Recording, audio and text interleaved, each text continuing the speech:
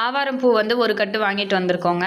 இப்போ இதை வந்து நம்ம க்ளீன் பண்ணிக்கலாம். இந்த பூவோட பாருங்கள், இந்த இதில் மட்டும் இந்த மாதிரி தனியாக பிரித்து எடுத்துக்கணும். இந்த பூவை மட்டும்தான் நம்ம கூட்டு செய்ய யூஸ் பண்ண போகிறோம். பாருங்கள், எல்லாமே க்ளீன் பண்ணி எடுத்துட்டேன். இந்த அளவுக்கு பூ வந்து கிடச்சிருக்கு. இப்போ இது ஒரு பக்கம் இருக்கட்டும். ஒரு பக்கம் குக்கர் வந்து எடுத்து வச்சுக்கோங்க. இந்த கப்பால் ஒரு கப்பு பாசிப்பருப்பு வந்து சேர்த்துக்கலாங்க. சேர்த்துட்டு கொஞ்சம் தண்ணி ஊற்றி பருப்பை வந்து அலசி ஊற்றிட்டு எடுத்துக்கலாம். இப்போது தேவையான அளவு தண்ணி ஊற்றிக்கலாங்க. ஊற்றிட்டு இது கூட 1/4 டேபிள் ஸ்பூன் மஞ்சள்தூள் வந்து சேர்த்துக்கலாம். சேர்த்துட்டு பெருங்காயத்தூள் வந்து ஒரு சிட்டிகை அளவுக்கு சேர்த்துக்கலாங்க.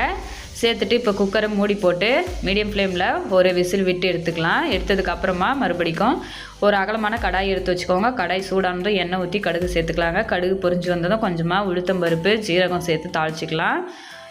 சின்ன வெங்காயம் வந்து பொடியாக கட் பண்ணி வச்சுருக்கேன், அதை சேர்த்துக்கலாங்க. கூடவே பூண்டு பல் வந்து இடித்து வச்சுருக்கேன். இப்போ அதுவும் சேர்த்துட்டு இது ரெண்டுத்தையும் நல்லா வதக்கி விட்டுடலாம்.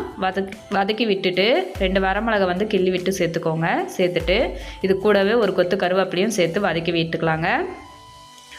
இப்போ நம்ம சேர்த்துருக்கிற எல்லாமே நல்லா வதங்கி வந்ததுக்கப்புறமா ஒரு மீடியம் சைஸ் தக்காளி வந்து பொடியாக கட் பண்ணி சேர்த்துக்கோங்க. சேர்த்துட்டு தக்காளி வந்து நல்லா மைய வதங்கி வந்ததுக்கப்புறமா இது கூட 2 டேபிள் ஸ்பூன் குழம்பு மிளகாத்தூள் வந்து சேர்த்துக்கலாங்க.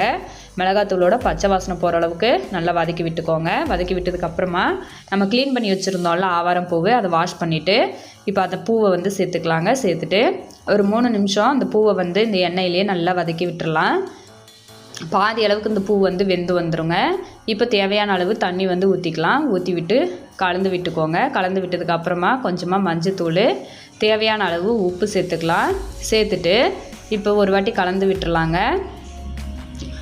கலந்து விட்டுட்டு ஒரு 3 நிமிஷம் இதை நல்லா கொதித்து வேகட்டும். அந்த பூவு வெந்ததுக்கப்புறமா நம்ம பருப்பு வந்து வேக வச்சு வச்சுருந்தோம்ல, அதை வந்து சேர்த்துக்கலாம். சேர்த்துட்டு கலந்து விட்டுருங்க.